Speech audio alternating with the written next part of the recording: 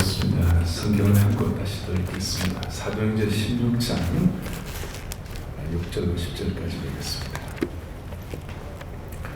사도행전 16장 6절로 10절. 성령이 아시아에서 말씀을 전하지 못하게 하시거늘 그들이 부르기아와 갈라디아 땅으로 다가가 무시아 앞에 이르러 비두니아로 가고자 했으되 예수의 영이 허락하지 아니하시는지라. 무시아를 지나 드로아로 내려가는데 밤에 환상이 바울에게 보이니 마게도냐 사람 하나가 서서 그에게 청하여 이르되 마게도냐로 건너와서 우리를 도우라 하거늘 바울이 그 환상을 보았을 때 우리가 곧 마게도냐로 떠나기를 힘쓰니 이는 하나님이 저 사람들에게 복음을 전하라고 우리를 부르신 줄로 인정하리라. 아멘. 이 말씀을 근거로 10분 정도 변함없는 사역과 섬김의 원리에 대해서 말씀을 드리겠습니다. 이 복음주의 협회는 80년도에 시작됐다고 보았습니다.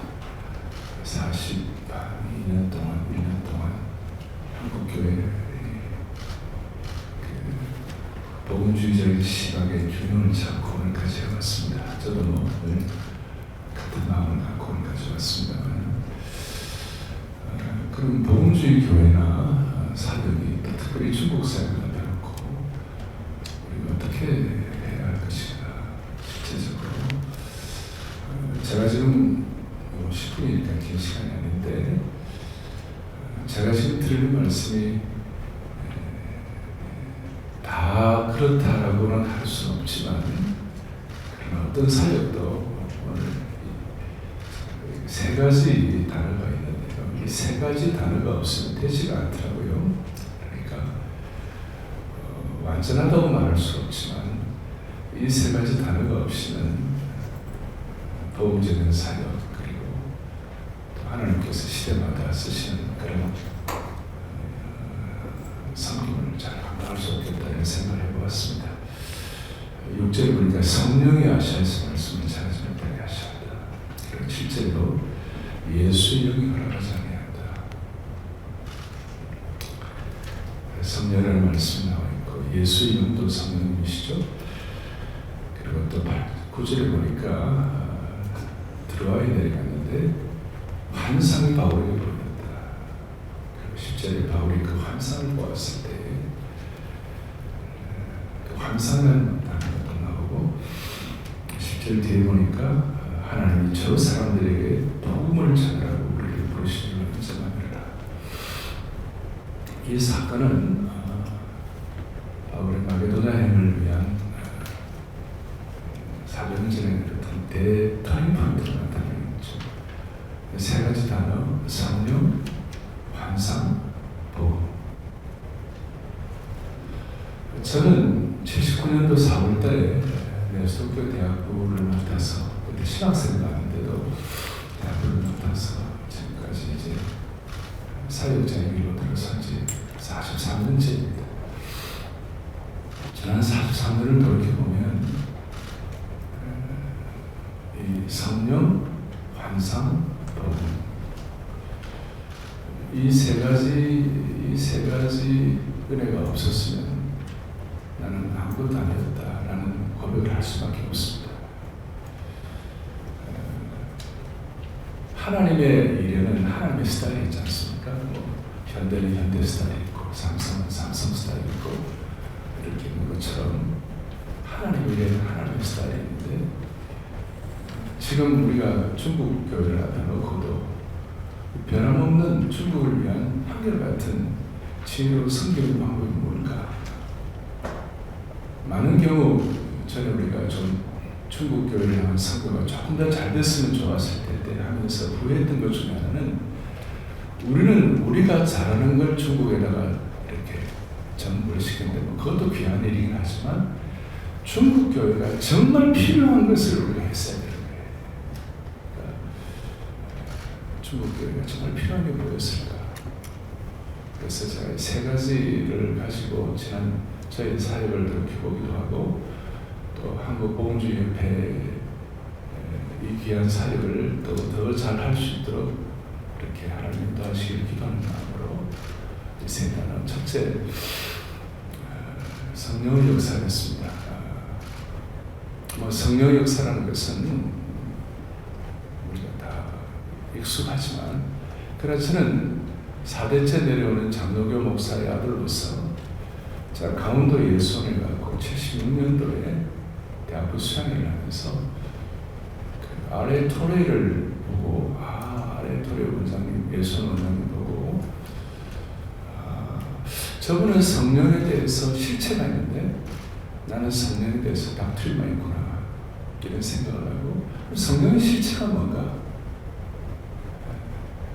성령의 실체는 성령의 지배를 받는 것이었습니다. 머리부터 발끝까지 늘 토레 원장도 그러고 그 이후에 저희들이 늘 소원은 성령님 지배해 주십시오. 로마서 8장에 보면 육이 영을 지배하는 것이 아니라 영이 육을 지배하는 것입니다. 그래서 뭐든지 그리스도의 영이 없으면 그리스도의 사람이 아니라.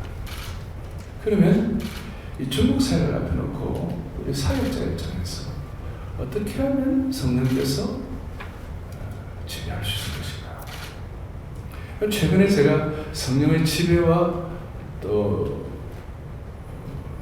성령의 통치에 대해서 좀 민감한 것 중에 하나가 영적인 비대칭 전략인 것입니다. 예를 들어서 골리앗이 칼을 들고 나와가지고 이스라엘 백성들을 공격하려고 할 때 이스라엘 백성들이 똑같이 칼을 들고 나와가지고 같이 전쟁을 하면 그건 지는 것입니다. 대신 하나님께서 다윗을 세우시고 다윗을 통하여 물맷돌을 들고 골리앗을 향해 나아간 것입니다.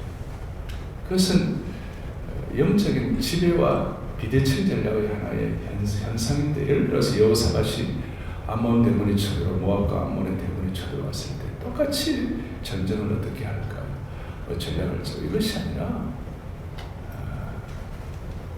찬양들을 앞세워서 나가는 것입니다. 다윗은 레위 지파를 통하여 전쟁하기 전에 항상 레위 지파의 그 찬양 이런 것들을 먼저 이렇게 점검하고 싸우는 것입니다. 그래서 이 중국을 향한 우리의 영적 비대칭 전략이 뭘까? 지금도 우리 목사님 한 분이 저한테 문자 이렇게 쪽지를 오셨어요. 우리가 저희 교회가 지난주일 날 찬양 아리랑을 했어요. 아리랑이라는 노래는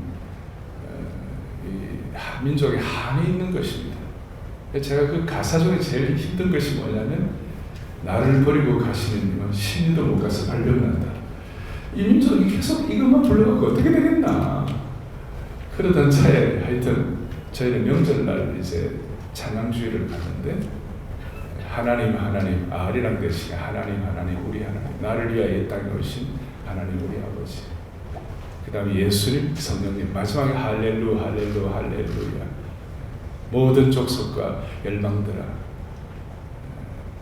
이 땅에 주님의 복음을 전하세요. 이렇게 이제 완전히 바꿔버렸어요. 그러니까 하나의 역사를 감사와 찬양의 역사로 바꿔버렸어요. 그래서 아주 그냥 온 교회 성도들이 그냥 막 진짜 덩실덩실 춤을 추면서, 제가 그걸 보면서 이 한의 역사가 감사와 찬양의 역사로 바뀌는 것은 이거는 진짜 비대칭 전략이고, 그래서 남북이 하나 되었을 때 우리 이걸 이 찬양으로 부를 수가 있겠구나. 그리고 실질적으로 미시간 같은 데 가보면 크리스천 리폼 철치에 찬송가의 아리랑이 나와 있어요. 로마서 8장 가지고 아리랑 곡을 잘 해가지고 이렇게 해서, 자, 한 가지 이제 그것은 바로 성령의 역사는 지배의 문제인데, 이 지배의 문제는 세상 사람들과 다른 차원이다.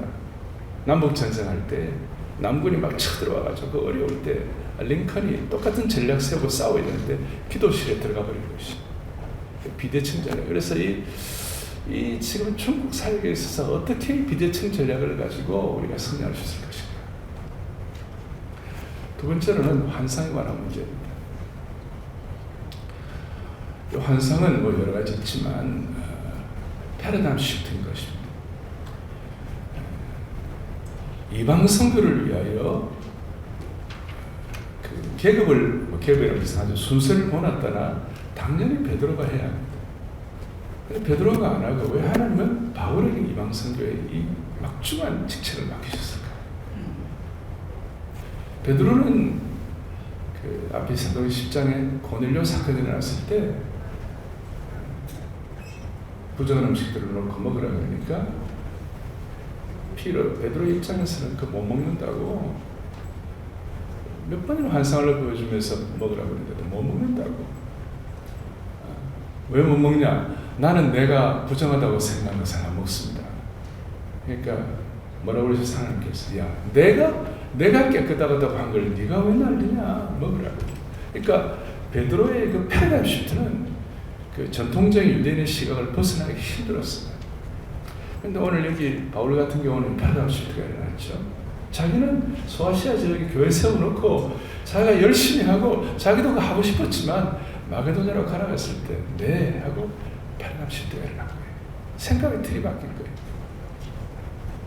저는 이제 서울 들어와서 이제 이번 8월에 20년 차 들어갑니다. 자, 서울 와서 가만히 오면서 지난 80년, 90년대에 저는 82년도에 미국을 갔는데 8, 90년대에 한국에 이 정신적인 문화혁명이 일어났구나. 그래서 이 생각의 틀이 좀 달라졌구나.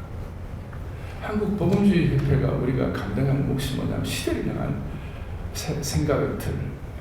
그래서 베드로 같은 경우는 12명을 꼭 채워야 된다는 것. 마띠아를 채우고 그것도 나쁜 건 아니지만 마띠아가 채우자 꼭 뭘 했다. 트리니티의 신학 교수 가운데 그거 그렇게 그건 의미가 없다 이렇게 세상하는 분이 있더라고요. 그러니까 어떻게 하든지 한국 교회가 이 패러다임 시프트를 가지고 의사 누가는 닥터 룩은 누가복음을 보면 갈릴리를 호수라고 했어요. 근데 마태는 갈릴리를 바다라고 했어요. 지중해를 본 적이 없는 마태는 갈릴리가 바다처럼 보이지만 지중해를 안방처럼 드나들었던 닥터 룩은 갈릴리가 호수처럼 보이는 것입니다. 저 중국을 앞에 놓고 우리가 어떻게 패러다임 시프트를 해야 할 것인가? 이것은 우리의 큰 숙제입니다. 아까 말씀한 대로 우리가 좋아하는 걸 하지 말고 중국이 필요한 걸 해야 합니다. 그런데 이제 우리와 중국과의 관계가 좀 한계가 있는 것이 뭐냐면 중국이나 러시아나 미국이나 로마나 이런 데는 다 제국을 경험했습니다. 제국을 경험했다는 것은 글로벌 스탠다드가 올라간다는 것입니다. 제국주의는 나쁜 것입니다. 식민지를 찬탈하는 나쁜 것이지만 그 전체를 경영하는 제국 마인드, 글로벌 스탠다드 그건 필요한 것입니다. 왜 그게 필요하냐? 제국은 길을 만들고 법을 만들고 시스템을 만드는 것입니다. 근데 우리는 그런 경험이 없는 거예요. 그래서 맨날 우리끼리 싸우는 거예요. 패러다임 시프트가 일어나잖아요. 그래서 소위 글로벌 스탠다드 그림을 보다 합니다만은 박수근이나 이중섭은 한국 국내에서는 훌륭한 사람입니다. 그런데 환기를 뛰어넘지 못합니다. 김환기를. 왜? 김환기는 글로벌 스탠다드로 올라가 버렸습니다. 자기는 여기 있다 파리 가서 보다가 뉴욕 가고 전체를 보았습니다. 다랑아리 하나를 갖고 세계를 본 것입니다. 그래서 우리 한국 교회가 그래도 대한민국 역사상 우리나라는 제국을 경험하지 못했지만 보십시오. 캐톨릭도 제국입니다. 이슬람도 제국입니다. 인터넷도 제국입니다. 그런데 한국은 우리끼리 싸우는 것입니다. 우리는 이 어떻게 하면 제국 마인드를 가지고 그나마 대한민국의 역사 지난 몇천 년 역사 가운데 유일하게 기독교만 이 글로벌 스탠다드로 올라갈 수 있었습니다. 한국에서 특별히 한글 성경. 이 한글 성경은 글로벌 스탠다드가 되는 것입니다. 본래는 우리가 이 띄어쓰기가 없었습니다. 없었는데 우리 처음에 선교사들 가운데 누구죠? 이 영어식으로 이렇게 띄어쓰기를 한 것입니다. 글로벌 스탠다드로 올라간 것입니다. 앞으로 한국 우리 복음주의 협회를 통해 어떻게 하면 글로벌 스탠다드로 올라가가지고 하나님의 패러다임 시프트를 가지고 감당할 것인가. 번째로는 복음입니다. 복음에 관한 문제는 여러분 다 여러분 다 아시지만 저는 제 자신의 삶을 돌아보고 지금까지 보면 수많은 일들이 납니다만은 이 복음의 신선도 유지가 얼마나 어려운지 몰라요. 그래서 저희 교회 같은 경우는 작년에도 새생명 축제 대학생 전도 집회를 하는데 무슨 총동원 전도주의 그런 것이 아니라 목회적으로도 사역적으로도 우리 성도들 입장에서 우리 살기 위하여 복음의 신선도 유지를 위하여. 그래서 작년도에는 저희들이 재단이라고 복음도시락을 그래서 이 복음도시락이라고 해가지고 2년 전에는 그러니까 첫 우리 코로나 일어나고 난 다음에는 모일 수가 없으니까 그때 복음도시락을 가지고 이 SNS로 우리가 복음의 신선도를 유지하고 작년 같은 경우는 그래도 최선을 다해갖고 2,200여 명이 결실을 했습니다. 현장에서. 그러기 위해서는 수많은 과정들이 필요한 것이죠. 수많은 과정들이 시대에 맞게. 시간이 다 됐습니다.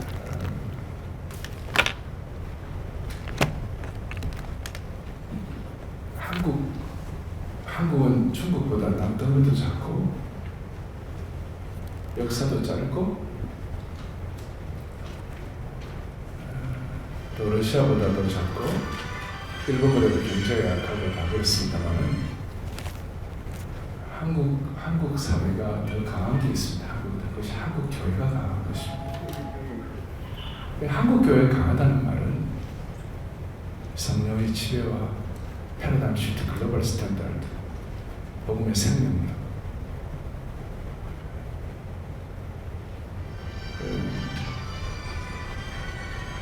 복음에 대해서 설명하는 것이 아니라 복음의 실천입니다.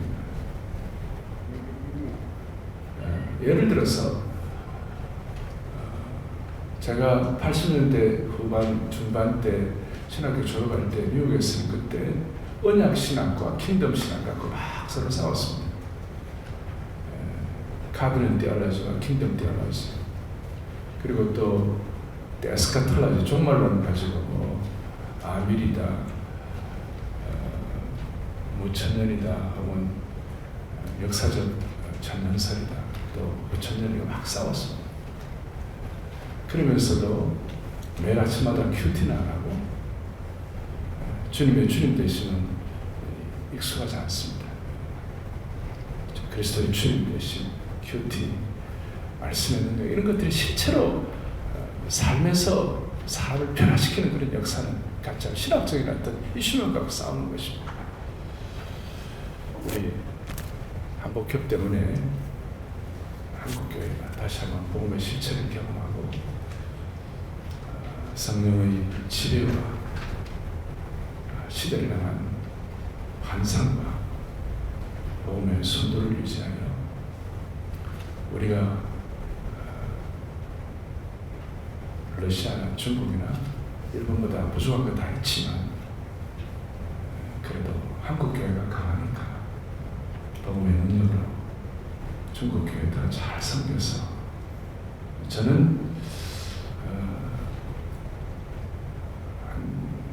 한 31년 동안 중국을 가까이 다가갔습니다. 미국에 있을 때부터. 그래서 한 11년 전에는 중국의 그 종교성 공친왕 그 왕부였는데 중국에서 가장 아름다운 국가기관 왕부 그 기와적으로 11시랑 무엇이 왕실 그러니까 왕궁처럼 돼 거기 한국에 당시 70명 대표단 같이 가서 거기서 찬송을 하고 나이가 이렇게 가더라고 중국 대표단들과 함께 예수 어린 양을 부르고 중국을 잘하는 분들이 있기도 하고 너무 놀라가지고 어떻게 이런 일이 날 수 있나. 중국과 오랫동안 제가 그 감당을 하면서 오늘까지 교육 간수하면서 어려움을 겪어가고 좀 중간에 그런 게 있었습니다. 지금 다시 이제 중국과 연결하고 하는 문제는 이제 시집일 체제가 너무 어려우니까 지혜롭게 감당해야 되는데 이 세 가지를 바탕으로 그렇게 하면 좋겠다 하는 소원을 갖고 앞으로 이 중국 사회를 통하여 결국 마지막에 목표 중에 하나는 원교 근공 성동격서. 중국은 중국 교회와 같이 가자면 북한 문제를 해결할 수 없습니다. 그리고 북한 문제는 중국에는 중국의 중요한 스톤 있지 않습니까? 그 중간 역할을 해야 되니까 미국과 중국 역할을 해야 되니까 미국은 우리가 보험주의적인 입장에서 같이 미국과 연합하고 또 중국 잘해서 중국 결국은 북한을 성령과 복음과 환상으로 북한의 새 시대를 열어갈 수 있도록 북한의 마게도냐의 그런 역사를 일어날 수 있도록 하나님께서 기름 부어주시기를 간절히 소망합니다. 기도하시겠습니다. 하나님 아버지, 적고적인 인생들을 붙잡으시고 예수님 믿고 구원받은 것을 감사한데 저희들은 복음의 은혜, 복음주의 옆에 하나님의 사람들로서 쓰임받을 수 있도록 사명과 선례를 주신 주님을 찬양합니다. 앞으로 복음주의 옆에 기도와 헌신과 방향을 통하여 중국교회 잘 손잡고 성동격서 북한을 감당할 수 있도록 북한을 제대로 한민족이 할렐루야 덤을 되게 하여 주셔서 세계 선교를 마무리하는데 쓰임받을 수 있도록 은혜 위에 은혜를 베풀어 주시옵소서. 예수 그리스도를 받들 간절히 기도를